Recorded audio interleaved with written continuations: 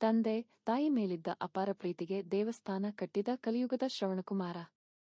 ವೀಕ್ಷಕರೇ, ಇಂದಿನ ಆಧುನಿಕ ಯುಗದಲ್ಲಿ ತಂದೆ ತಾಯಿ ವೃದ್ಧರಾದರೆ ಅವರನ್ನು ವೃದ್ಧಾಶ್ರಮಕ್ಕೆ ಬಿಟ್ಟು ಹೆಂಡತಿ ಮಕ್ಕಳೊಂದಿಗೆ ಸುಖವಾಗಿ ಜೀವನ ನಡೆಸುವವರೇ ಹೆಚ್ಚು.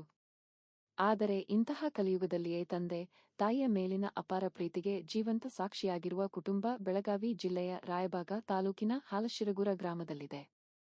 ಹಾಲಶಿರಗೂರ ಗ್ರಾಮದ ಸದಾಶಿವ ದಳವಾಯಿ ಮತ್ತು ಅವರ ಸಹೋದರರು ಕೈಲಾಸವಾಸಿಯಾದ ತಮ್ಮ ಪ್ರೀತಿಯ ತಂದೆ ಭರಮಪ್ಪ ದಳವಾಯಿ ಹಾಗೂ ತಾಯಿ ಸಿದ್ಲಿಂಗವ್ವ ದಳವಾಯಿ ಅವರ ಸ್ಮರಣಾರ್ಥ ತಮ್ಮ ತೋಟದ ಮನೆಯ ಮುಂದೆಯೇ ದೇವಸ್ಥಾನವನ್ನು ನಿರ್ಮಿಸಿ ಪ್ರತಿದಿನ ಪೂಜೆ ಸಲ್ಲಿಸುತ್ತಿದ್ದಾರೆ. ಇದರಿಂದ ಸದಾಶಿವ ದಳವಾಯಿ ಅವರನ್ನು ಆ ಕಲಿಯುಗದ ಶ್ರವಣಕುಮಾರ ಎಂದು ಕರೆಯುವುದು ಅತಿಶಯೋಕ್ತಿ ಅಲ್ಲ. ವೃತ್ತಿಯಲ್ಲಿ ಪ್ರಥಮ ದರ್ಜೆಯ ಗುತ್ತಿಗೆದಾರರಾಗಿರುವ ಸದಾಶಿವ ದಳವಾಯಿ ಯಾವುದೇ ಅಹಂಕಾರವಿಲ್ಲದೆ ಎಲ್ಲರೊಂದಿಗೆ ಆತ್ಮೀಯವಾಗಿ ಬೆರೆಯುವ ಗುಣ ಹೊಂದಿದ್ದಾರೆ. ತಂದೆ ತಾಯಿಯ ಮೇಲಿನ ಅಪಾರ ಪ್ರೀತಿಯಿಂದ ಪ್ರತಿ ವರ್ಷ ಅವರ ಪುಣ್ಯಸ್ಮರಣೆ ಕಾರ್ಯಕ್ರಮವನ್ನು ಅತ್ಯಂತ ಭಕ್ತಿಭಾವ ಹಾಗೂ ವಿಜೃಂಭಣೆಯಿಂದ ಆಯೋಜಿಸುವುದು ದಳವಾಯಿ ಸಹೋದರರ ಸಂಪ್ರದಾಯವಾಗಿದೆ.